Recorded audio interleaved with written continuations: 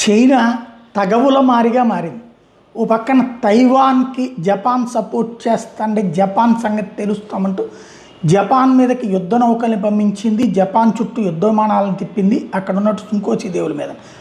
మరొక వైపున ఇండోనేషియా దగ్గర ఉన్నటువంటి పడవల్ని, ఫిషింగ్ పడవల్ని చైనీస్ దళాలు పేల్చినాయని, లేదు అది ఇండోనేషియాని పేల్చిందని రివర్స్ డ్రామా ఆడుతోంది.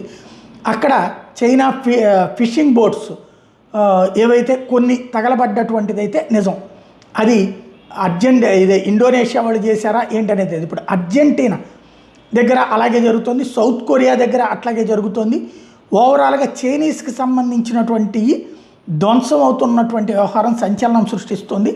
దాంతో దానికి కారణాలు ఏంటన్న దాని మీద ఇప్పుడు ఎంక్వైరీలు ప్రారంభమైనవి. చైనా ఇప్పుడు ఆయా దేశాలతో, అన్ని దేశాలతో ఒకేసారి, అటు Japan, Argentina, Indonesia, south Korea, ఇన్ని దేశాలతో ఒకేసారి యుద్ధానికి దిగుతుందా లేదా సెటిల్ చేస్తుందా? ఎందుకంటే చైనీస్ పోర్ట్స్ వాళ్ళ సముద్ర జలాల్లోకి వెళ్ళిపోయి ఆయా దేశాల సముద్ర జలాల్లోకి అక్కడ చేపలు పట్టేసుకుంటున్నారు. అదే సందర్భంలో అంతర్జాతీయ జలాల్లో ఉన్నా సరే చైనీస్ బోట్స్ వాళ్ళు అడ్డుకుంటారు.